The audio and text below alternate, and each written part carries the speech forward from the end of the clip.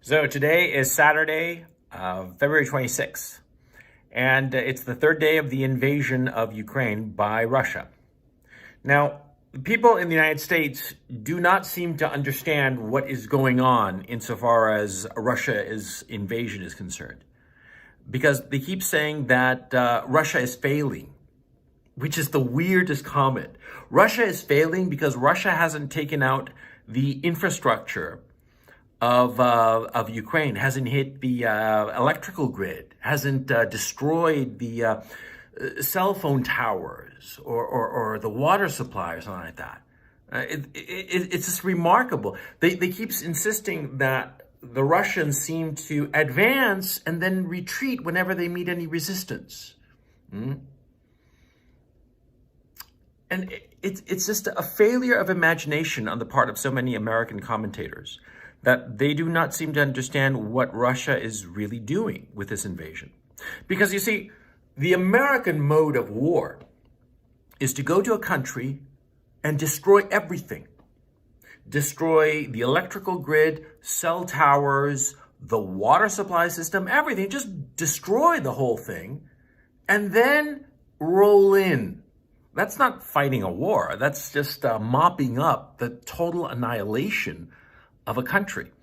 And the United States has done this repeatedly in Afghanistan, in Iraq, in Libya, in Syria, or they semi-tried to do it in Syria. I mean, it's really kind of like a despicable way of making war, right? But what are the Russians doing? Well, see, the Russians, they don't want to destroy Ukraine. No, they don't want to destroy it at all. What they want to do is they want to capture it intact, see? And they don't want to hurt the civilians. Why would they? From their point of view, if they harm civilians, they just create enemies. And so they want to capture Ukraine, change the political leadership of Ukraine, and install a political leadership that is sympathetic to Russia's security needs and is going to be a long-term ally. But they don't want to alienate the Ukrainian population. Because if they alienate the Ukrainian population, well, the Ukrainian population will eventually overthrow this puppet regime. And the Russians want to install a puppet regime. Let's not pretend otherwise. But they want to install a puppet regime whereby the Ukrainian citizens are more or less indifferent to it. They don't want to install a puppet regime after having made the lives of Ukrainians so miserable. So that's why they don't want to destroy Ukraine or harm the Ukrainian populace. They want to capture Ukraine intact, change the political leadership, and then let it go. Of course, because they don't want to manage Ukraine. They don't want it to be a burden on them. They don't want that long term. And so what are they doing? They are rapidly invading the whole country, and everybody concedes that they're moving very, very quickly. But they're not hitting any civilian infrastructure. They're only hitting military targets. And they are relentless in hitting the military targets, but always with a certain degree of caution. And I'll explain why in just a moment. But they're hitting military targets. They are avoiding civilian populations and civilian infrastructure. And when they go to a city or a destination, when they encounter any resistance from the Ukrainian army, any serious resistance, they stop and pull back. Because what are they doing? They are encircling.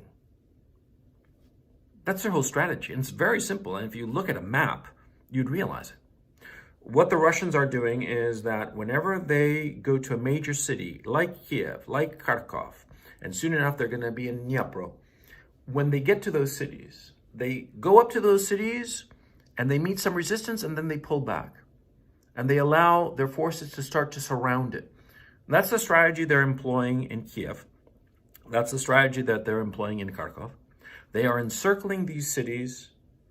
And once they've completely encircled them, what will they do? They'll wait. That's what they'll do. See, if you surround a city, all you have to do is just wait around. Eventually it'll fall, of course. And so the Russians are systematically surrounding all of the major cities. And whenever they come across a smaller town or village, they just advance and cover it and capture it and move on and continue with their advance. Whenever they meet any kind of serious resistance, they stop, pull back, and then encircle. One of the things that they want to capture intact, and people don't seem to realize this, but it's very obvious if you think about it, they are trying to capture the Ukrainian army. That's not why there hasn't been any major battles with, hundreds or thousands of casualties. It's been light skirmishes. For all intents and purposes, the Russian army is tiptoeing into Ukraine. Insofar as air power is concerned, the Russians in the first 3 hours wiped the Ukrainian skies of everything. The Russians own the Ukrainian skies. Any plane flying is Russian. But insofar as their army is concerned, this isn't World War II. This isn't a World War II where the Russian armies were kissing cousins of the Mongol hordes. You know what I'm saying? No, this is the modern Russian army that has the goal of capturing intact Ukraine and the Ukrainian army. Because the Russians realize that once they have captured Ukraine and changed the political leadership, they will need an army to protect and look after the Ukrainian state and the Ukrainian people and the Ukrainian land. They don't want to destroy the Ukrainian army. They could do that if they wanted to. They would have done that already. They own the skies over Ukraine. Their goal is to capture Ukraine, capture the Ukrainian army with as little casualties as possible to the Ukrainian army. And that's why whenever they come up against serious Ukrainian resistance, they keep consistently pulling back. And in the West, this is interpreted as the Russians are weak, which is so weird. It's like the Russians are so weak, they're not advancing as fast. That is a separate issue that I'm going to get to in just a moment. But the Russians are so weak because they're not obliterating the Ukrainian army. Because that's what the Americans do. They obliterate anything that crosses their path. Friend or foe, they don't really care. But the Russians do care. That's why they're not obliterating the Ukrainian army when they could. A friend of mine, Alex Christoforou, and the Duran, great show, he pointed out something that I'd never considered, which is very obvious. He pointed out the fact that, you see, the current Ukrainian leadership in the military, the generals in Ukraine, they went to military academies with the generals of the Russian armies. They're drinking buddies since when they were back in 18-year-old, 19-year-old plebes. They know each other. They don't want to kill each other. Of course not. You've got some buddy when you were drinking out when you were 18, right? Do you want to kill him? No. You could be on opposing sides of whatever contest, but you don't want to hurt him. Of course not. You'll be pissed off at him maybe, but you don't want to kill him. The Russian army doesn't want to destroy the Ukrainian army. They could have done it already in these 3 days of combat. Once the Russians owned the skies over Ukraine, they could have done whatever they wanted with the Ukrainian army. They could have annihilated it, just blown it to smithereens and blown away the entire population of Ukraine if they wanted to. They could cause a major, major humanitarian crisis if they wanted to, and they obviously don't. How do I know this? Because they haven't done it. They have had the opportunity for 3 days to do it, and they haven't done it. I'm doing this stupid video from a hotel room in downtown Kiev, and I'm going to upload it to the internet. Do you think I'd be able to do it if the Russians were really serious about conquering Ukraine? They want to capture it. Understand that. And understand that you in the West, you are being goaded into thinking that Putin and the Russians are like evil Antichrist. You don't understand why the Russians are invading. And your political leadership, Boris Johnson, Joe Biden, all these people, they don't want you to understand. Of course not. They want you to just demonize, just to take the easy way out. They want you to imagine that this is a Marvel comic book movie And that, there are white hats and black hats, good guys and bad guys. Yeah, we gotta kill the bad guys because we're the good guys. Yeah. It's so naive. The Russians don't want to harm Ukraine. They would have destroyed Ukraine if they wanted to. But they don't. They want to capture it in one piece. Now, you can say that Russia's motivations are this, that, the other. It doesn't matter. You have to look at the practical reality that is taking place now.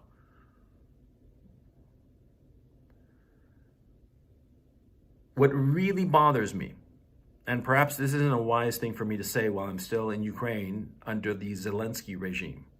What really bothers me is that the Zelensky regime has no trouble causing a humanitarian crisis. In fact, they welcome a humanitarian crisis. They would love to see dead Ukrainians. And I know this for a fact. And do you know how I know this for a fact? Because the Zelensky government has been handing out AK-47s willy-nilly to the civilian population. As I understand it, they've already handed out 10,000 AK-47s and munitions to match. Now, you see, if you've never had any kind of military experience, you, with a weapon like that, you can become extremely dangerous to all the people around you and to yourself. It takes training to operate a firearm. You have to know what you're doing. It's not a casual thing, okay? It's not like in the movies. It's very, very dangerous. And you can harm yourself before you harm anybody else. And the harm you can cause to others is, it's incalculable and you can't take it back. Now, the Zelensky regime is handing out these weapons, teaching people how to use Molotov cocktails, how to make Molotov cocktails and use them themselves. They want to foment the people to fight the war against the Russians.